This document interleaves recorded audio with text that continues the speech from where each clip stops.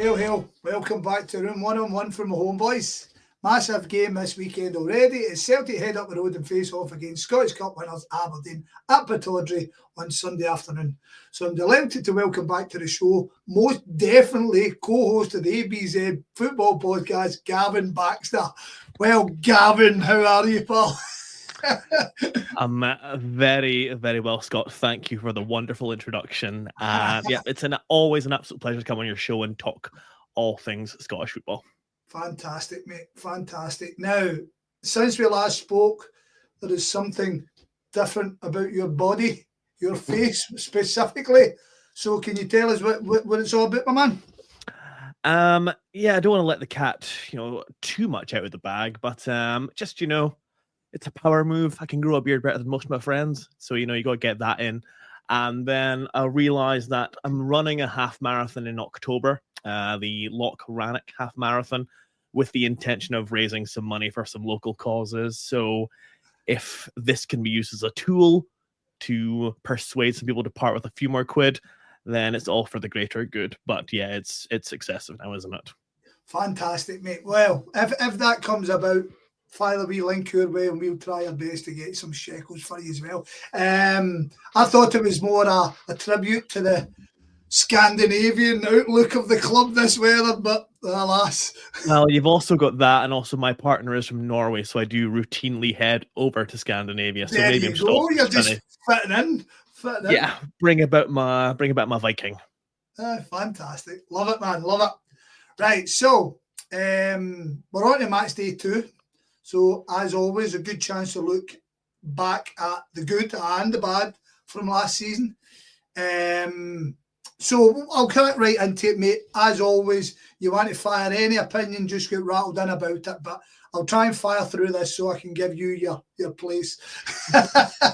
After a bit of a shambles the previous season with a manager and 2 interns, the club appointed Jimmy Tillene on the 3rd of June, replacing Peter Leven. Former Elfsborg manager Tillene had agreed a contract mid-April and signed a 3-year deal. Now, after the previous season's 7th place, of course, it meant that Aberdeen would have to play in the League Cup groups. Drawn with Queen of South, East Kilbride, Airdrie and Barton, 4 wins from 4, topped the group with ease, 15 goals who scored, 1 conceded, 12 points on board, 3 ahead of Airdrie in qualification for the next round. Now, it's fine to say that Aberdeen done what is expected in the groups, but Aberdeen's start of the season surprised everyone, I was thinking, which is fair. Including the League Cup, Aberdeen went undefeated for 13 further games, only dropping points on 1 occasion, that being a visit to Celtic Park when they came back from 2 down to grab a point and could honestly feel unlucky not to grab a winner, with VAR ruling out a goal to make it 3-2. But the first defeat came at hand in the League Cup semi-final. 6-0 battering by Celtic in a game which Aberdeen never really turned up. But the team would win their next game, a 4-1 win at home to Dundee. So as of the 9th of November, Aberdeen sat in joint top place. 12 games played, 11 games won, 1 drawn. Goal difference of plus 14, 34 points on board. Hampden, well, it's a big disappointment, but to say things are going well, it's an understatement, but things dropped off a bit. Well, a big fucking bit. A defeat to St Mirren in the next game started an hour run of games, this time no wins. From the 23rd of November until the 1st of February, Aberdeen would record 10 defeats and 4 draws before beating Dundee again, 2-1 at Dens. From then to the end of the season, the Dons would only win 4 more matches and grab 2 draws from 12 matches. So the close of play on the 17th of May, Aberdeen would finish in 5th place. 38 games played, 15 wins, 8 draws, 15 defeats, 48 goals scored, 61 conceded, goal difference of minus 13 and 53 points on board. Same as Dundee United in 4th, who had a goal difference of minus 9 and 3 points ahead of St Mirren in 6th. But things were a bit better in the Scottish Cup. A 3-0 away win over Elgin in January was matched by another 3-0 win over Dunfermline at Pittodrie. 4-1 humping again at Pittodrie of Queen's Park set another trip to Hampden, this time again Hearts in April. The game would go to extra time, and despite 2 red cards for Hearts in this period, the game looked to be going to pens before low knee striker Odi Daba would grab a late winner and send the Dons to the final. Now, we know what happened, so we don't need to talk about it. We know what happened after that. In a game lacking quality, Aberdeen would edge out red-hot favourite Celtic, and after a 1-1 draw, Aberdeen would hold their nerve and win the penalty shootout 4-3 and win their first trophy since the 16th of March 2014 when they beat Inverness 4-2 in penalties after an 0-0 draw, and the first Scottish Cup since 1990, coincidentally, where they would beat Celtic on penalties after an 0-0 draw. Now, this was Aberdeen's 8th Scottish Cup success and their 20th honour in their history. So, of course, winning the Cup makes up for a lot, right? And I want you to kind of tell me your feelings and how it went and how your day went and stuff like that. Kind of live it up. But I'd still want to kind of hear your feeling about the season in general, mate. Well, I mean, there's so much to unpack here. You have to remember where we came from. That season starting under Robson and then leaving came in, and then we don't talk about the Neil Warnock fiasco from around March to February, and then leaving comes back in again and of course sees us to safety. And then, Jimmy arrived, and it was kind of clear early on that he was prepared to give a lot of the fringe players who were just completely out of the picture, another chance. And activity wasn't quite as extensive in the transfer market as maybe expected. The likes of Shane and Morris came back in. Papi Gay comes back in. Rubizic is given another chance. We did make some signings, certainly. But, it was kind of clear it was going to be a bit of a makeshift season, and we'll kind of just see what happens. And then the start to the season was ridiculous. As you say, I think one draw in our opening 16. And, I remember talking with yourself, I think we previewed the first game between our two sides last season, and things were going well there. And the character we displayed coming back from 2-0 down at Celtic Park was so hugely encouraging. We then have this incredible night at Pittodrie where we beat Rangers by 2-1. Shady Morris, at what felt like at that point, at the peak of his redemption arc, slamming home the winner. And before you know it, you're getting invited on the ABZ Podcast, and Craig Fowler's trying to desperately lure you into the trap of saying you're in a title race. And luckily, we did not fall into that trap. But I think, as we comment on, if we could just go ahead and win games against teams in and around us, you never know what could happen. I think I said to Craig Fowler that if we just have middling form from this point on to the end of the season, we'll wrap up third comfortably. And given the shambles that Rangers were in, put pressure on them, see what the hell happens there. It could have been a genuinely transformational season in Scottish football, in my opinion. Yeah. And then, as you'd remarked, we got beat by St Mirren, and we went on the worst sequence of games in our club's history without a win in the league. 14 games. It was mad when because I remember it happening, but because of the fantastic start, there never seemed any danger of you kind of questioning them. But every week you were kind of waiting for the bounce back. You were waiting for the bounce back. You were waiting for the bounce back, and it was mad. And as I say, looking back, it is some fucking both of them were equally as mental. Yeah, no, I mean, you've just said there, our league results ended up being 15 wins, 15 defeats, and 8 draws, which, when you take it like that, given what we're expecting, it sounds all right. And finishing 5th sounds all right, but there was such an opportunity there in early November to do something, wrap up third early, maybe even challenge for second place. We just let it slip through our hands, and we became this painfully predictable team to play against. And definitely, I was stunned personally how easy of a ride the manager got from it. Right. I don't think any manager in history would have survived that run, barring probably Alex Ferguson, given how early on in the season we were and in the kind of project. And we were just very predictable. I think a lot of fans were calling out what we needed to change, and nothing ever did change. So we get to January, we make some new signings. Before you crack on, mate, why do you think he got that? Because do you think it's because you kind of kept hold of that position? Because you kept hold of that third place for a nominal. I think it made a difference, like you say, that even though we were on that run, we were still in the hunt for third. We were never out of it till the very end of the season. which was remarkable, really, even though Hibs went on a run that no one else could have foreseen, and United came through the back. And I think also as well, like, people were just desperate for the club to think outside the box and do something different. And that's what they did when they got Jimmy Tillene at the third time of asking, I believe. And everyone's just so invested in this project and wanted it to work. I think that played a big part in it. And we've also been told that it's a very clear 3-year project. That's how long it's going to take to get to the level that we aspire to be at. So there was definitely more patience. As I say, I think if you're talking McInnes, Glass, Goodwin, Robson, none of them would have seen that run out. So I think it just tells you how desperate Aberdeen fans were for, as I say, something different. And obviously had a lot of credit in the bank from the incredible start we'd had earlier in the season. We were just looking probably towards January as a big window to get the reinforcements in that we needed to. And luckily we did that, especially with Alex Jensen at right back and Mats Kanister at centre back. And then Ode Daba comes in as well to kind of boost our striking options when, because you have to remember, Duke leaves in January as well. And then it's kind of just like a bit of a plodding along league season at that point. We went on a run. I think we didn't lose a game in 9, or we lost only 1 in 9, but we're talking about a lot of draws. But still in the hunt for third, and we're making progress in the Scottish Cup. So I think that was definitely helping out, kind of ease any tension there was about the form.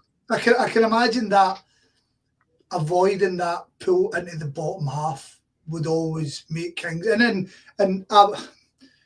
it's easy to say that because we always think Aberdeen should be third, pushing second, in general. But as you say, you can't underestimate how bad a season last year was. It was the season before.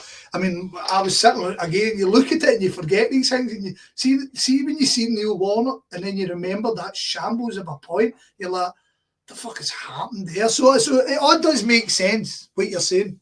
It all does, and you also have to remember the simple fact is we lose Bojan Miovski at the beginning of the season. You cannot.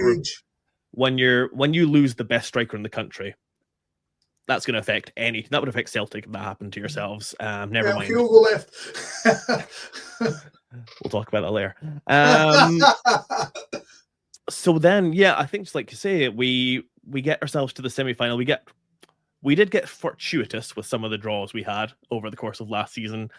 Get to Hampden. It's a pretty uninspiring performance against Hearts, if truth be told. But we do enough. There is absolute scenes in the Celtic end of Hampden, let's call it that for now. As Ode Daba scores the winner and writes his name into Aberdeen folklore. As I say, like, Hibs went on this incredible run, but we managed to do the difficult thing of ending that winning streak for them at Pittodrie. Kevin Isbett with an absolute worldie of a goal. And it's like, okay, now our fate's in our own hands in the split. Third place is still on. Let's see what we can do. We get beat by St Mirren because we always lose to St Mirren. Get turned over at Ibrox. I won't forget this anytime soon. I was away with my dog in an Airbnb in Aberfeldy. Managed to get enough of a signal to watch the Celtic game at Pittodrie on the laptop. You boys show up with your B/C string team and turn us over, 5-1? 5-1, aye. With, at this point, days to go before the Scottish Cup final. And then after that, last game of the season, United, third's gone, but we can still do fourth if we just don't lose. Go a goal up. Managed to lose to United, of course. And the scenes at the end of the game at Tannadice with Jack McKenzie again. That's right. Hit in the head with a chair by someone who thought he was at the ECW arena and not Tannadice. If anything could have summed up just the sort of despair of the club, it's probably Jack McKenzie getting wheeled off by the paramedics with his head wrapped in a bandage and blood there.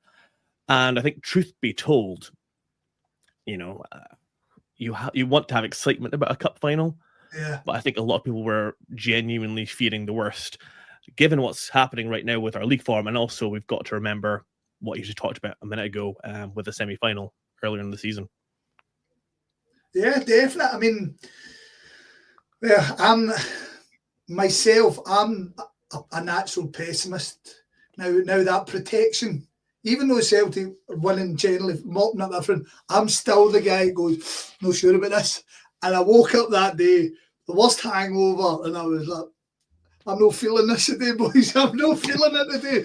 And I don't know if you remember Man United had played Tottenham in the what was it, the Europa League, yeah. And this was like one atrocious game of football. And I think we matched it that day after the game was bloody awful, man. Do I be disingenuous or do I be patronising to show that you guys needed the game to be like that? I wouldn't say that with any kind of, I just... For most of that way through, from November to the end of May, if we're being quite frank, a lot of Aberdeen fans wanted greater flexibility from the manager as far as the way we approach games and the way we set up in certain games. And we were all very concerned that lessons were not being learned. We very much stuck to 4-2-3-1. It was typically, in a lot of positions, it was the same players, kind of no matter what their fitness levels or their form are like. And of course, we see at Pittodrie, days prior to the cup final, we kind of try to go toe-to-toe with your B team and you wipe the floor with us. If we do that on the big old pitch at Hampden, it's professional suicide as a football team. Yeah. So we were definitely looking for a different approach, and that was the topic of conversation in the days building up to it. Did Jimmy Tleen have plan B? We stayed in an Airbnb in Paisley on the night before, and we woke up, and for the first time in my life, waking up in Glasgow, it was not pissing down with rain, and I thought, okay, this must mean something. We had co-promoted with Church on the Hill, a sort of like a place where Aberdeen fans could gather and have a couple of beverages and build up the kind of pre-game atmosphere. We get John McMaster from the 1983 Cup Winners' Cup team, of course. I'll come along say some words. Stevie Tosh, who was here a couple of decades back, to again give us some encouraging words. But if I'm being truthful about it, whenever I talk to anyone, everyone was of the very same mentality of, I don't know about this. I think this could be this has all the makings of a long day at the office. And then just before we're ready to leave, we get the team sheet through on social media, and I think every Aberdeen fan spends their walk from Church on the Hill to Hampden figuring out how the hell does this 11 fit into a team. And then you get there and you see kick-off, and we're playing now a back three with two wing-backs and three in midfield, and it's Kevin Nisbet and Toby Keskinen effectively up front. And it's like, okay, we are doing something different. That felt initially encouraging, but I do remember watching the game thinking that, one, Callum McGregor was free to get on the ball whenever he wanted. And in my view, he's your best player. He's your most important player. And also, it was encouraging Celtic to get the ball out to Greg Taylor and Alistair Johnson. And I know how important the wing-backs are for Celtic's attacks. So that was concerning. But as the game went on, I know you guys go a goal up, and it's the strangest goal I've conceded where the Celtic fans did not really celebrate, and the Celtic players didn't really celebrate. It was almost as if you just scored the seventh in your opening day fixture against Motherwell at Celtic Park. It was it's hard to explain that. It's hard to because on the outside you've got to be looking at it and go, shower of wankers. You're so used to it that you don't fucking celebrate properly. But I think as a fact, it's such a shit goal, and it's an own goal, and it's. Well, initially, I thought you didn't even know it went in. I genuinely wondered, has the referee blown up or something that I've not noticed, and is that what's going on here? But then no, it's a goal, and okay, well, and there's that old saying in football that you're never at your most vulnerable until after you've just scored a goal. In Aberdeen's case, it's after we've conceded a goal. That's usually when we fall apart like a house of cards. But we stuck to things, and Jack Milne in the centre of our defence, a young player who's come through our academy, played very little games, stepped up. He was a colossus. Mats Knuster was fantastic. And you just need to keep yourself in the game. And I thought, even though I think Engels hits the post, I think Mitov makes one save from someone. I didn't really feel like we were under huge amounts of pressure. The dies in Maeda saves massive because of the time it comes in. Yeah, well, of course, that's after. So we make some changes. Pappy Gay comes on. Pappy Gay changes things as far as... totally. His physicality allows us to get up the pitch. And that's, in part, what leads to the goal, of course. I think Greg Taylor's terrified of Shane Morris's pace, so stands off him. And then the cross goes in, and you'd want to talk about wondering how the Celtic goal went in. I'm wondering how the hell has Kasper Schmeichel punched this ball behind him. But, I mean, the scenes in that red end of Hampden are something I will never, ever forget. It was absolute pandemonium. Good. I'm sure you're I'm sure you guys will have noticed, actually. And then I think we had, of course, then Maeda breaks through, and that's kind of this is the Tom Rogic moment from the Cup final in 2017. Mitov makes a huge save. And at that point, I started to think, well, this might just be our day. We had 2 corners in added time, which I thought that was our chance. Nothing came of it. Extra time, again, I know Schlupp hits the bar. Dante Pulvar hits a half volley just over from a corner kick. But there wasn't much in it, really. No, the extra time seemed to come and go, didn't it? Yeah, and I remember just thinking, if we can get to penalties, I really, truly believe in Dimitar Mitov as a goalkeeper. Yeah. I think he's going to relish that situation in a way I'm not sure Kasper Schmeichel does. So, when McGregor steps up, I'm trying my best to, say to Dimitar Mitov through telepathy that he's going to open up his body, he's going to shoot to your right, go that way, and that's what happens.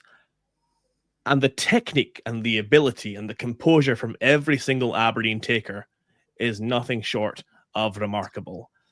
Shinnie, Polvara, Ode Daba, Ante Palaversa. The only thing that's upset me about this shootout, if you can believe there's something that upset me about it, is that Mitov does not save Maeda's one, which he should do. Because we could have had an iconic moment of Palaversa scoring the winning penalty and then giving it this to the Celtic fans. And I guess you've just talked about 1990. Maybe it was just written in the stars that this game would be decided by a keeper from foreign lands.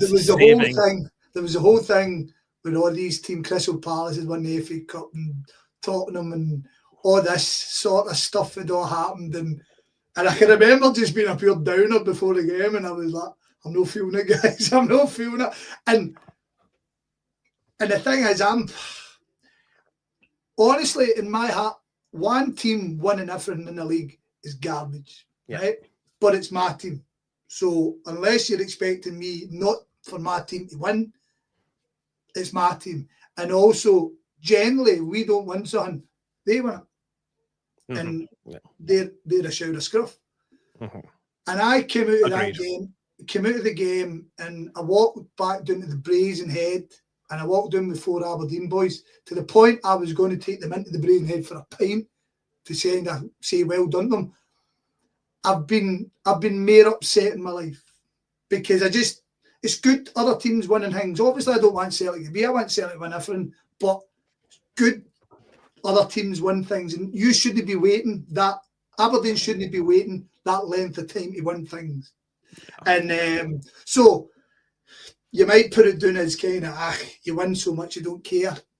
I want us to win, and I'll celebrate everyone, but he's deserved it in much as you won it.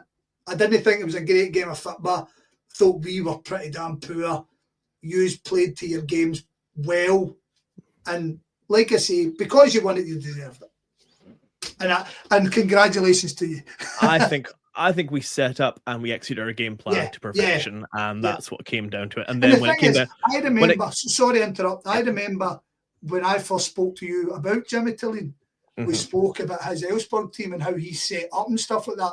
So I was talking to my guys before and after the game, and I'm saying, well, this guy's got a history of this. So this isn't a fluke. This guy knows how to do this. And if we can't break it down, then there is a point where you say Aberdeen deserve it. Even though every Celtic fan you've probably spoke to, it was a crap game, you were lucky, blah, blah, blah. Know what I mean? And you kind of go, football's a wee bit more than that. Yeah, I'm not gonna lie, Scott. Not every Celtic fan's as humble as you are. Especially the ones online with an X account. But anyway, let's get away from that. Even And our bodies feel that. Even there's always the chat about how penalties are it's luck of the draw. I don't believe that. I think penalties are there to be won. And Aberdeen, we did our research. We knew that Schmeichel was struggling with his right shoulder. He was not going to be willing to dive that way. Mm-hmm. Every penalty from Aberdeen player goes that way. And as I just said to you, it was written in the stars that our keeper from foreign lands saves a penalty across from a Celtic fullback. And I swear to God, man, when that happened, I think I just physically erupted. I kind of almost blacked out in a way. And I think I said on our podcast, I never expected, truthfully, to be the kind of person that would cry over a football result. But myself, all the grown men around me, it's been 35 years. It's good, mate. Good. That's what football's for.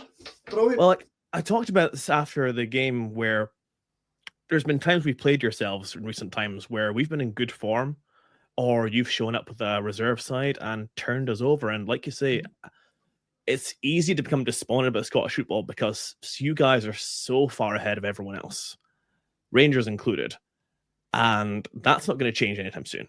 No. You're not going to stop winning leagues. You're not going to stop playing group stage European football, selling players for 7-8 figure fees. I know that there's ambition with ourselves, Hibs, Hearts, but that's taking sustained years of financial investment to get even slightly close to where you are there. We'll maybe come back to this chat at the end, and we'll see what time we've got, because I don't want to hold you up all night. But right. It's a very, very interesting chat. Obviously with the Heart stuff and stuff like that. But to finish off this cup final chat eventually, what did you do after? Did you go? Were you stay out in Glasgow, or are you back up the road? Truthfully, yeah, my partner had come down. She walked the dog around Loch Lomond for a matter of hours, and then we met up at Church on the Hill, and we spent roughly an hour and a half in Glaswegian traffic. At which point, I believe I physically, emotionally, and mentally crashed, and I'm told I just fell asleep.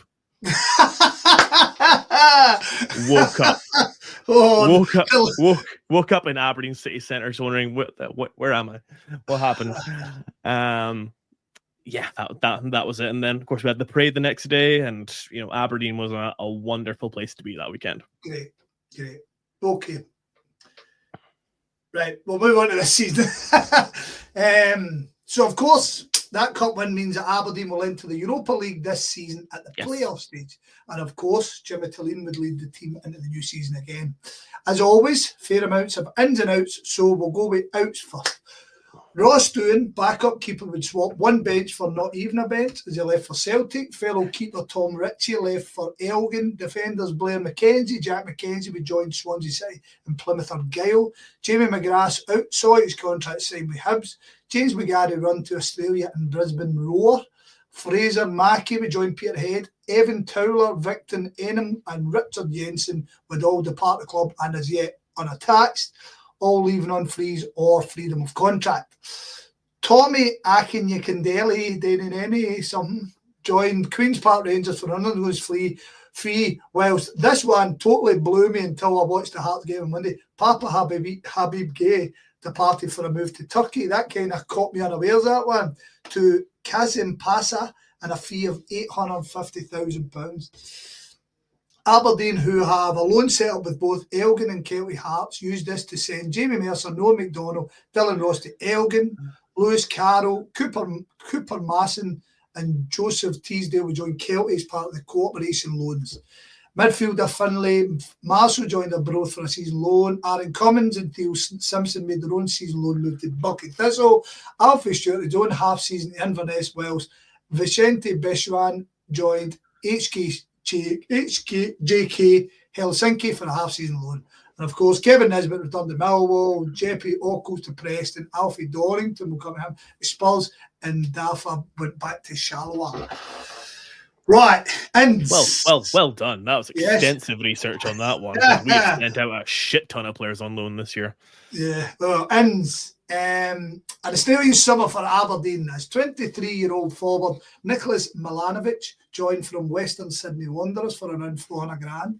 Fellow Aussie Kuzini Yengi joined in a free for Portsmouth and the English Championship. Their countryman keeper Nicholas Suman, after his free for Cove Rangers, was signed up, whilst German defender 21-year-old left back Emmanuel Guamfi was picked up for a couple of hundred grand from fallen German side Schalke.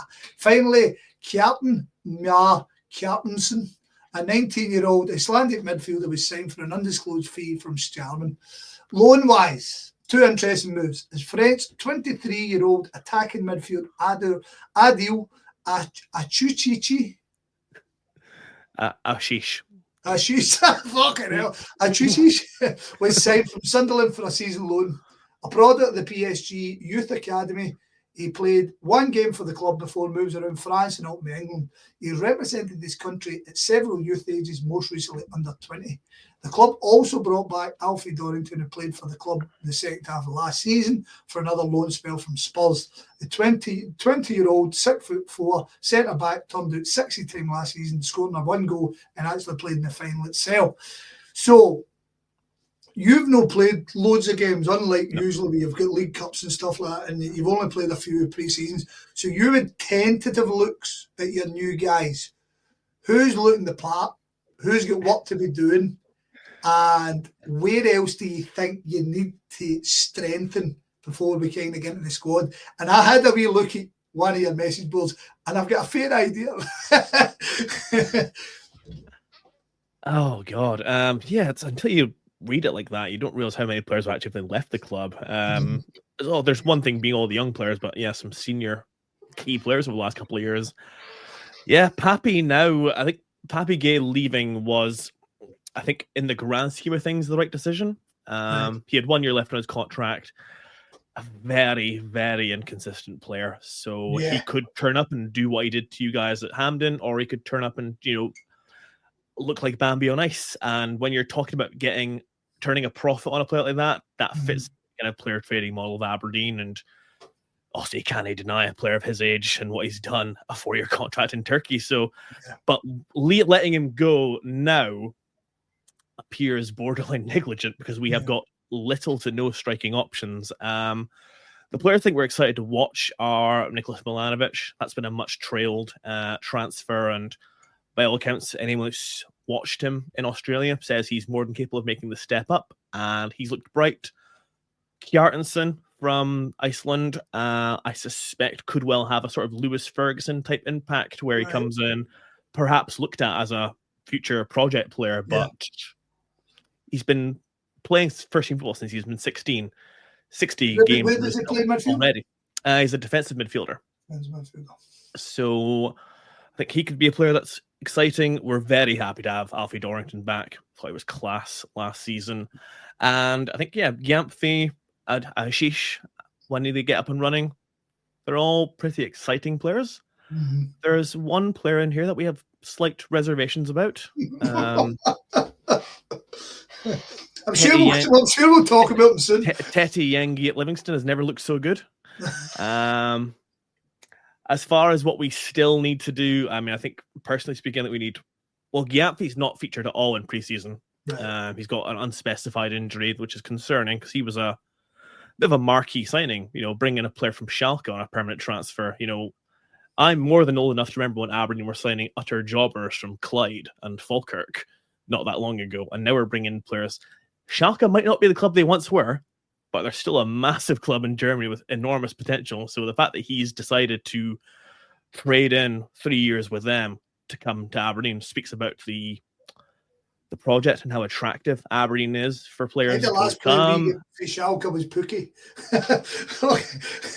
Oh no, that was pre Norwich City Pookie, wasn't it? That was that one. That was pre good. Who the fuck is this guy, Pookie?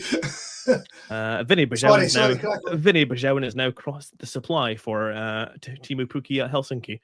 I noticed the other day. So yeah, we definitely need a cover at left back. Don't want to see Graham Shinney playing there for too much longer. There's chat about a Polish winger whose name has now escaped me. coming in, presumably to provide cover for the left wing. The big thing definitely, though, is the number 9. We need a solid 20, 25 goal a season marquee striker, because right now we are so thin in options up there. We're talking Cassini, Yengi, Peter Ambrose, who didn't really do much last season, and Esther Sokler, who's had a number of chances but never really grabbed the bull by the horns. So, yeah, before the window slams shut, and now that we're in August, the days go by that little bit quicker, and the concern is starting to ramp up just a little bit. Much talk of the lad Marko Lazetic from AC Milan. But until that happens, I think we'll be resting easy. We need a lot of help still before the end of the window. A good few boys in. Yeah. Right, so squad-wise, you've actually answered a couple of my questions, because I'll start as always with this. I plead my ignorance that I don't know somebody else's squad as well as him. Yeah. Mitov, always going to be a great player. I think despite that big run, I think he did a very, very good debut season for the club. The question I was going to ask, is Shinnie going to play as much? You don't want him at left back, but is he still got an important part of the first team? Leighton Clarkson, he was a guy that you wanted to kick on. Is there still expectations on him? Sivert Helt Nielsen, is he going to play as much? And tell me about Fletcher Boyd, because as I say, I was on one of your message boards after the Hearts game just to get a feel of what the result and stuff like that, and his name come up, and I noticed he's only a 17-year-old young guy, got a good promise, I think. So who else is in the squad am I missing? Who's the young guys that you think are the next line for these, if there is any? I think, truthfully, Aberdeen have changed our model for how we're going to approach the youth setup. So we're not going to play in the under-20s anymore. Right. And that's why we've set up these links with Kelty and Elgin City, where a lot of those kind of age group players are going to now go out and loan, and we're going to play in the under-17s league, but it's going to be a lot of like schoolboys almost. Yeah. So, like you've just mentioned there that Adam Emsley's gone. He's left. Alfie Babbage has gone out on loan. There's one or two other young players where they've just decided. Cammy Wilson just left for Derby County. That's the other one I'm thinking about. So it feels there's not really a clear pathway from our academy into our first team anymore, which is frustrating. But it is just how the cookie crumbles. I don't think Jimmy Tilleen's the kind of man just going to necessarily look to the academy for new players. He's very much going to be looking into the markets in Eastern Europe or Scandinavia, wherever it might be. Going through the list of players you just asked about, Shinnie, he's still captain. I think Tilleen believes in him. So I think one way or another, he will feature. For the time being, he'll be left back because there's no sign of Gyamfi returning to fitness, nor any other option being available. Heltner Nielsen has been unavailable for months due to an unspecified eye injury, is what we're led to believe. He's played less than half a preseason game against Ipswich Town, and then was straight into the team for Hearts. So our lesson appears to be that if Heltner Nielsen is remotely available, he will play. Again, regardless of form or his physical conditioning, because he came to us off the back of basically a full season in Norway, and then went straight in and played basically every game he was available for. So again, Jimmy Tilleen has a lot of trust in him. Whether that's the best placed trust is another topic of conversation. Who else did you ask me about? Leighton Clarkson. Yet, still trying to figure it out. Yeah. We all thought last year number 10 was going to be the place to get him, and it just didn't click. So then later on in the season, we dropped him deeper with Pal Versa, and that appeared to work a little bit better. But yeah, he's never quite stepped up in the way we hoped. When we signed him from Liverpool on a permanent transfer, we could not believe our luck on that one. It just not really quite happened, but he's still definitely an important player in the team. And was there one more? One more player? Fletcher Boyd. I said he reflects a boy, but I actually forgot about Shayden Morris, to be honest. Well, again, Shayden Morris is another interesting one where Shayden Morris is in his last year of his contract. Right, okay. And there has been reports of Luton Town putting in 2 transfer bids, which we've turned down. Talking about how much? I believe like 600k was what was being quoted. If we get to a certain number, perhaps that makes sense, because he's probably going to, again, be an impact player. Right. I think Keskinen is going to play wide left and Milanovic is going to play wide right.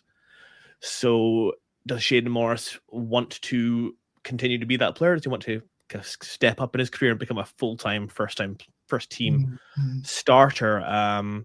So that's what he did against Hearts. He came on, he did a lot of Shayden Morris type things, but it'll be interesting to see. In my opinion, clubs don't tend to put bids in unless they have a reason to believe they could actually get that player. So we'll see how persistent Luton Town are and whether he's with us come the end of the season, because in some ways you have to balance it, don't you? Where is the money worth more than a 1 more year of Shayden Morris, and then you lose him for a free at the end of it? So that'll be very interesting. And lastly, Fletcher Boyd. So Fletcher Boyd came into the team off the bench for a couple of games at the end of the season when Peter Leven was in charge. He scored against Hibs after being on the pitch for minutes, became the youngest goal scorer in Aberdeen FC history, followed that up with another goal off the bench against Livingston at Pittodrie. And, we're all pretty excited about him. And then last season he was in the squad, but I don't think if he did feature, we're talking once or twice. Really? Right, okay. So he did not get his fair share of opportunities, let's just say that. And we were all very surprised that he came off the bench, because he's not a striker. He's an attacking midfielder. But he came on to replace Cassini Yengi. And I think that almost said more about Esther Sokler, his future, than anything else, if Jimmy Clean thinks that going with Fletcher Boyd is a better option than Esther Sokler. So I'd be mightily surprised if we see a whole lot of Fletcher Boyd, truth be told. Oh, that's interesting.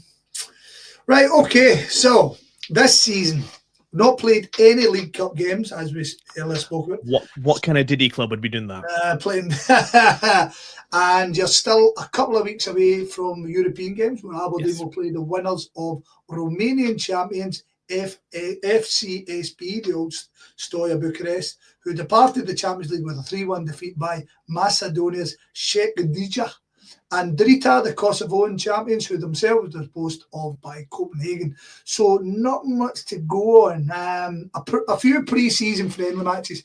2-0 away win over Cove Rangers, then a 4-1 away loss to Fulham, then a 3-1 home defeat to Ipswich.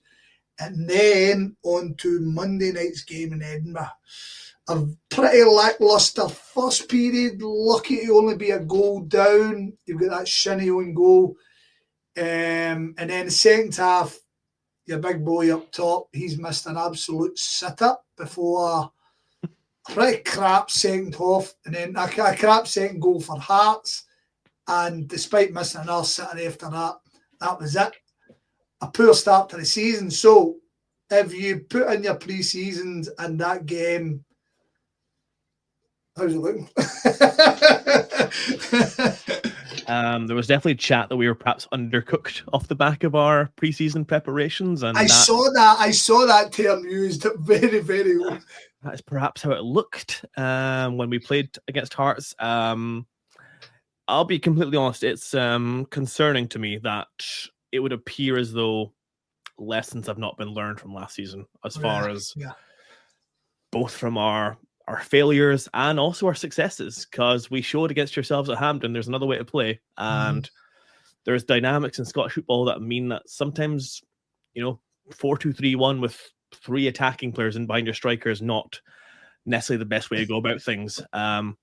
Anyone with a passing interest in Scottish football knows how Monday night Hearts Tynecastle, Hearts under new ownership, Hearts under a new manager. There's a real wave of optimism at Hearts right now about their short to long-term future. And McInnes, we know how he sets his teams up. This is no secret to anyone. It's exactly the same way he set Kilmarnock up. And for whatever reason, our management team were not ready for it, or they didn't recognize that's how the game was going to go. As I said to you, Hearts they're not the most technical team. They're a very physical side. There's no one in that side that played on Monday that I think caught my eye as far as what they can do with a football. It's just a lot of very workmanlike players who will try and win games by outworking teams. And they'll get in your face and they'll be physical. And I don't think Jimmy Tillene set us up in a way to combat that. So what I mean by that is, Helton and Nielsen, as I said to you, he's played very little football for the calendar year. And this is not the game for him to make his return. It just isn't. It's probably not the game to play Ashish, if we're being honest.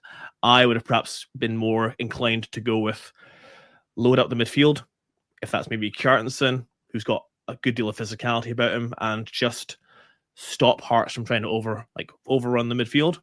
You win that battle, give yourselves more of a chance. We played massively into Hearts' hands with the way that we approached the game. The goals, they're both pretty sloppy, if we're being honest about it. And Cassini Yengi up front, there was chat about him and some of his performances leading into Tynecastle. And it's worth noting that Cassini Yengi is 26 years old and he's played less than 100 first-team games across his career, which to me is a massive red flag. I think his first touch bounces off his shin or his knee, and it didn't really get much better from there. Have you ever had a player at Celtic who's off the back of his debut, you've been so entirely confident you can write him off? Amido Baldi, the striker. Yeah, that sounds well. Yeah, I can buy into that. Yeah, there have not Amido Baldi's the main one. I mean, obviously we had guys like Raphael Shite and Dewey and stuff like that, but no. But I did watch it. I mean, the sitter, because I was watching it and I like exactly as you said. I said Hearts at Tynecastle. See if Celtic went to Tynecastle, I wouldn't have expected Celtic to play how we, because you called it bang on the button. They've got Tony Bloom telling everybody how they're going to conquer Scottish football. You've got Derek McInnes, who's got a wee bit more, what's the word? A wee bit more money, a wee bit more things to play with than he did at Kilmarnock, because he done his best at Kilmarnock, and he's got them going. And everything I read beforehand was Hearts are just going to batter you. That's what they've got, that dig, they've got that. And Tynecastle's a tough place to go for everybody. I mean, you've obviously been to the game. Know the fact that they only give you 20 seats. You know what I mean? You've got this baying mob. So it was never going to be easy. And I just felt Aberdeen made it far too easy for them. And the first half gave all the impetus to them.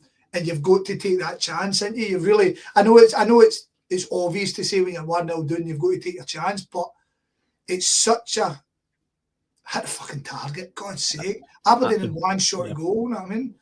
Yeah, at the second goal's equally stinking, do you know what I mean? Yeah. So I can imagine a totally frustrating night for yourselves. It kind of leads on to this Sunday's game, because you guys will be needing that reaction now, won't you? Yep. You know what I mean? And we need, because we were rotten on Sundays. Well, we weren't rotten, but we weren't great. Do you know what I mean? Yeah. So and the fact is, there's going to be that bit of revenge, which is, I know for an Aberdeen fan must sound madness considering fucking he's beat his once and whatever, but he's took the trophy. Do you know what I mean? So it's I understand it. Yeah, absolutely. Right. So we'll go into the game on Sunday. Right. So we played each other 5 times last season. We had the 2 each draw in October. Tati and Kyogo putting us 2 up. Only Sokler and Shinnie equalised. That was a great game of football. I mean, really good. Anyway, next was a wild, wet Wednesday night in Pittodrie. Another Hattati goal winning it. I think it was the 78th minute or something. We had a 5-1 win in late February. And then Pittodrie again, as we spoke about, the 5-1 win when it was the second team. And you could never have seen Aberdeen winning the cup final after that day. But then, of course, the 1-8 Scottish Cup final, Donington with an own goal, Casper Schmeichel's own glove, Callum McGregor, Alisman Johnson missing a penalty as well, Dandies didn't. So coming on to this weekend's game, and just your opinion and what you think will happen. So you've brought up excellently again that 4-2-3-1. That's how he's played this season. That's how he played for 99% of last season. Is that what I'm going to be seeing on Sunday? Is he going to revert to something different? Is there an expectation of him to go for it? Or is it going to be sitting in and try and hit the counter? What do you think? It's really hard to predict. Mm. But whatever he does, it'll be very telling about how we're going to approach the rest of this season. Right. And was the cup final simply a one-off? I'd be inclined, given where we are right now, to probably shift back into that back three with the two wing backs and the flat midfield three. Have you got the personnel for that? I think we do. Yeah, I think you could easily shift. Like we've got the back three, as far as Dorrington, Milne, and Knister. Mm-hmm. You can I would go with Devlin again, a left wing back, Jensen at right wing back, and then you take your pick of Graham Shinney, Dante Polvara, Ante Palaversa, Leighton Clarkson, Hilton Nielsen, Kjartansson, and then you're probably talking about Keskinen or Milanovic, or maybe even Shaden Morris up front with Esther Sokler. Just please not Kusini Yengi. See the way you're flinging that out, that sounds like the formation you should be playing. It feels that way to me, but we'll see what happens because, Jimmy Talene has made it pretty clear through his time at Aberdeen that he 100% prefers 4-2-3-1 and he wants to play certain players, as I say, no matter what. So I can't, in good faith, predict what we're going to do, but whatever he does however he chooses to set us up will be very telling for the remainder of the season. That's really interesting. Right, I've decided against asking for predictions now. I've binned that.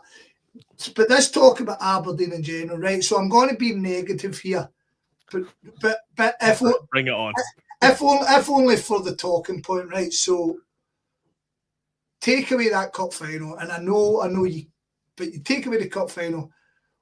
Did the second half of the season, did it give you more concerns that cup final has papered over somewhat? And should it not go right the first 5 games of the season? Is there question marks? I know there is, but from you, I'm talking about.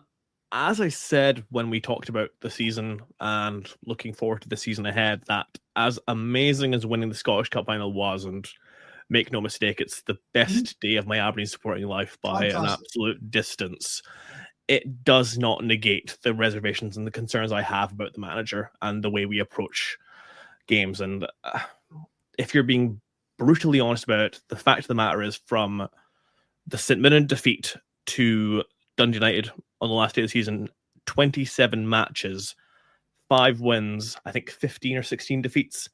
And in that time frame, that sample size, Aberdeen are the worst team in the Scottish Premiership.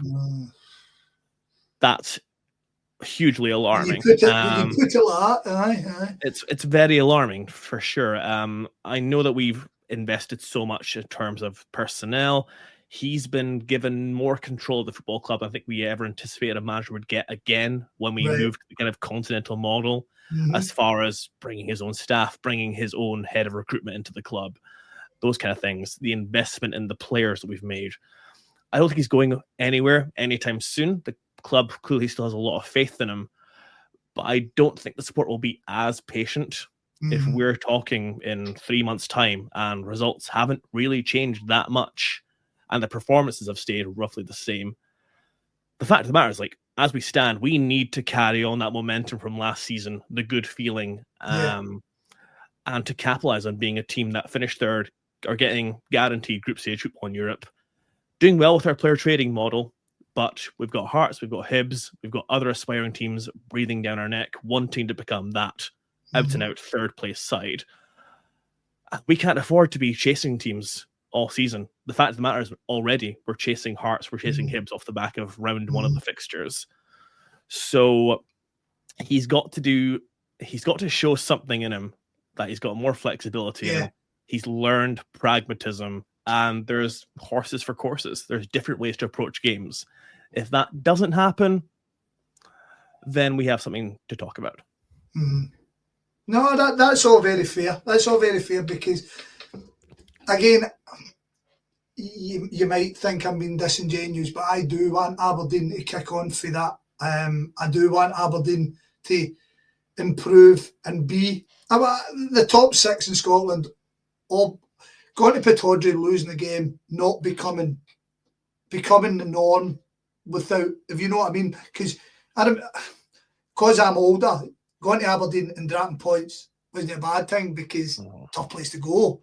But let's be honest about it. In the cold light of day recently, we should be going to Aberdeen and winning. Should we? I mean, but it would be good to see Aberdeen kick on. It would be good to see Hearts kick on. It would be good to see both Celtic and Rangers getting put under pressure. As you rightly says, we wanted Aberdeen to keep going last season. Just keep going. Imagine you boys go second. I mean, not obviously you wanted first, but I'm saying imagine it.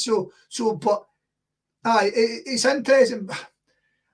My concern about Taylor from the outside is a very much Ange Postecoglou kind of thing in terms of he just refused to change. But it's one thing refusing to change in Scotland when you've got all the wealth and all the players. It's a totally different thing, as you saw with Tottenham. And Jimmy Tilleen kind of gives me that. He's a year into the job.